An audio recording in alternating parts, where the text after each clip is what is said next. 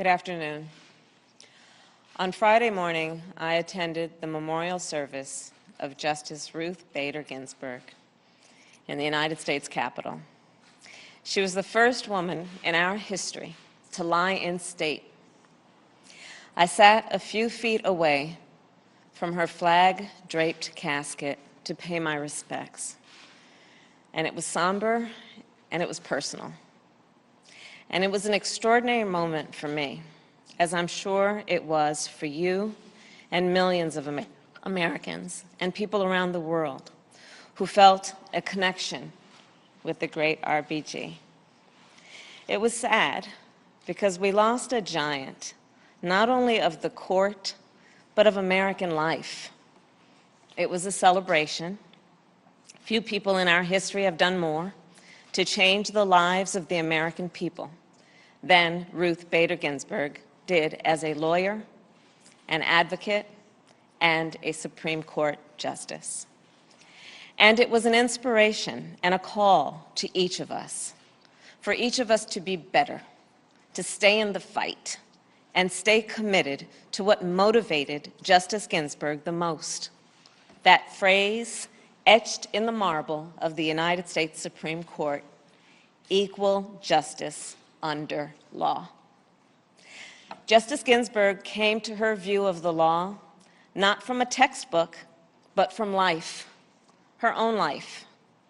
She often told the story of how she had personally felt the sting of discrimination as a woman, as the mother of a young child trying to find work. And so she committed her life, step by step, case by case, law by law, to tear down the obstacles in the way of so many, and especially women. Now, we are about to undertake the task of finding her replacement on the United States Supreme Court. Of course, it's hard to say those words. In truth, Ruth Bader Ginsburg cannot be replaced. She was an original, a one-of-a-kind. She combined a steel spine with an ability to extend an open hand, never a closed fist. She demonstrated you could both hold firm to your principles and still hear those with whom you disagree. That is a lesson that should be ringing in our ears.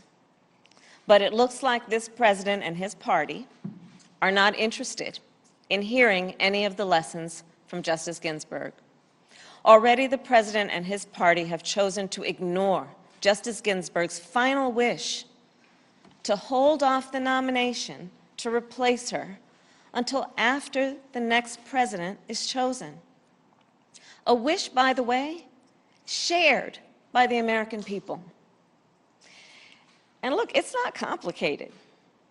The voters would simply like to have an opportunity to vote for their president before